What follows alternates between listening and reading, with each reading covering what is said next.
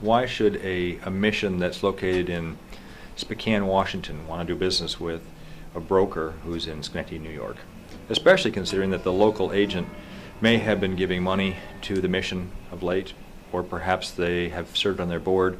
Why would you want to do business with somebody who's not located right across the street? And the truth of the matter, of course, is I can't be across the street from every client.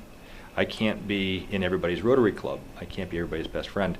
However, what we're really talking about here is long-term value.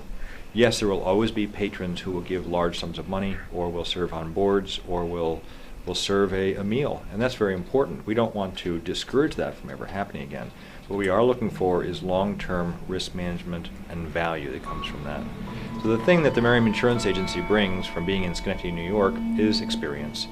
The 100 years that we've been insuring homeless shelters allows us to have a perspective that helps us to bring the right insurance company, the right underwriter, the right program, and the right price to the ministry, to the mission. It's very possible, of course, that that local broker may be able to put together the right insurance program for that one particular ministry, that one particular mission. But the fact that we work with so many dozens of missions all across the United States has given us a degree of clout and experience that I think has proven itself to have good long-term value.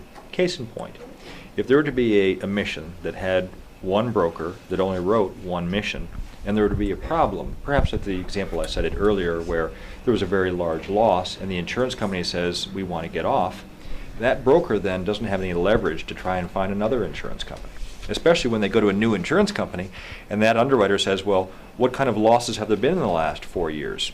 And when they reveal this very bad fire or a very bad collision or an allegation of abuse or molestation, the underwriter probably is going to run for the hills.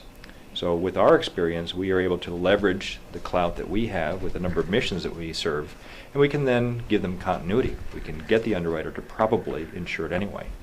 I don't know if that makes sense or not, but value comes about usually from a longer term perspective. It's not just how cheap am I this year, it's what kind of value do I provide long term. And most of the ministries that we work with are in it for the long haul. They're not able to solve society's problems by giving a hot meal and a cot and saying, go in peace.